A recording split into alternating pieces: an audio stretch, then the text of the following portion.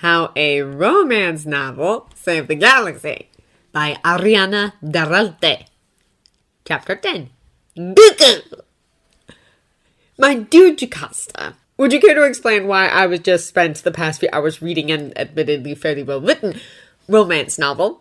You are more of an expert on the Mandalorian Wars than I am, and the book hardly touched on the more esoteric uses of the Force, which I would be interested in. I am assuming you did not send it to me for the sex scenes. If you wanted me to return that text on obscure Force sex of the Outer Rim, you could have just requested it. Regards, Jan.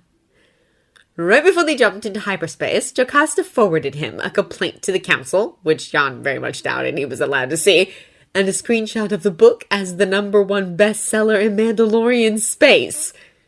He read the complaint. Then he poured himself a very expensive glass of Seikishan liquor. Although the code would never allow him to admit it, he loved Qui-Gon like a son, and estranged a son. It's true. The two of them were just too stubborn and clashed a lot in the last years of Qui-Gon's Padawanship. Jan was pretty sure if he had claimed the sky was blue in those days, Qui-Gon would have argued until he lost his voice that it was red. Despite their falling out after his knighting, Jan kept track of Qui-Gon and his Padawans. He had never met Femor or Xanatos, but he knew how much they meant to Qui-Gon. It was hardly a secret how much losing Xanatos to the dark side had broken his former Padawan. He'd heard rumors that there was an ever-shrinking list of other Jedi who were willing to go on missions with Qui-Gon. A newer Jedi Knight might have been taken aback by how much Qui-Gon had put on their shoulders during this mission to Bandamir. But on a child who would never even left the temple before? Sheer madness. Jan was rather impressed that this Obi-Wan Kenobi had held up. And this was a complaint by a Mandalorian. Since he'd just read through The Mandalorian's Dilemma, it was very easy to link the complaint with the book, considering the screenshot Jocasta had sent. He was also very aware how much of a faux pas Qui-Gon and the Jedi by extension had committed in Mandalorian eyes regarding a child in their care. Jan hoped Jocasta impressed upon the council just how delicate the situation truly was, and also pointed out that Kenobi was almost certainly adopted by this point. The Mandalorian's Dilemma really had been an excellent crash course in Mandalorian culture, and surprisingly candid about the Jedi. Both the Force and that crash course were branding at him. There was something more going on here than the adoption of a wayward Jedi initiate or Qui-Gon's blunders. He meditated on it until they made their scheduled drop out of hyperspace.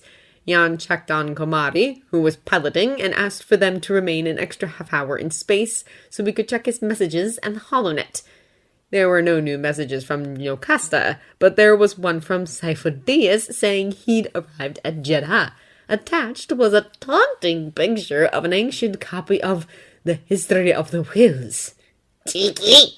Jan sent him The Mandalorian's Dilemma back, knowing his friend had a secret weakness for romance novels. He then turned his attention to the HoloNet. There was no Jedi Watchman for the Mandalorian sector, so Jan went to the news sources.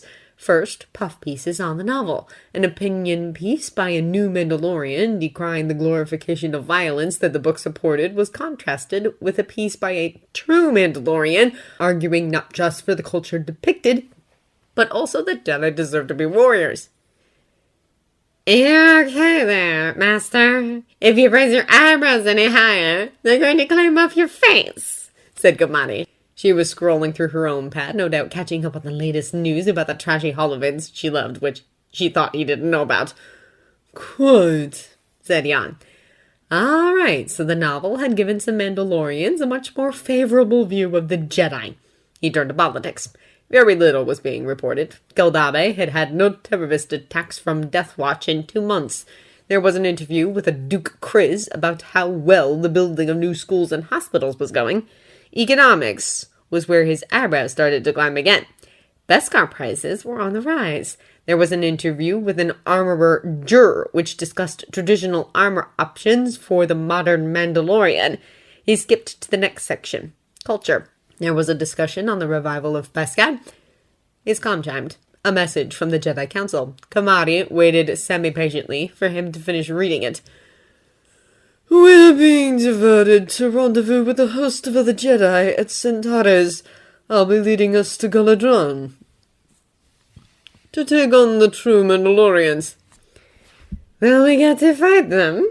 Kamari bounced a little in her seat with glee. She loved fighting to a degree that was unbecoming of a Jedi. The request is nonsensical. It claims that the true Mandalorians were slaughtering children in front of their parents. That action is simply anathema in their culture. It seems more likely that the government of Galadron is confused as to who is on their planet due to how similar all the armor looks to an outside observer. It is probably Death Watch who are making trouble.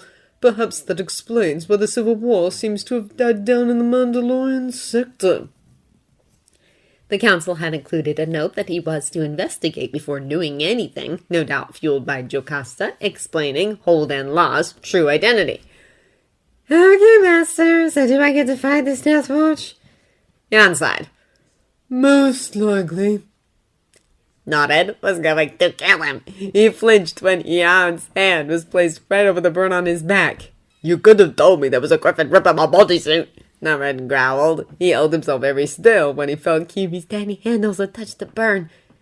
That word, she said. Yes, he did say one of those, didn't he? Didn't have to sound amused. And, Red, you told me to shut up several hours ago. I was following your wishes. Nored couldn't curse again in front of the Kirika, but he thought some right at Yam. Before he could turn around to see if the Jedi was reacting to said curses, he felt a tingling cooling sensation on his burn. After several moments, it faded away.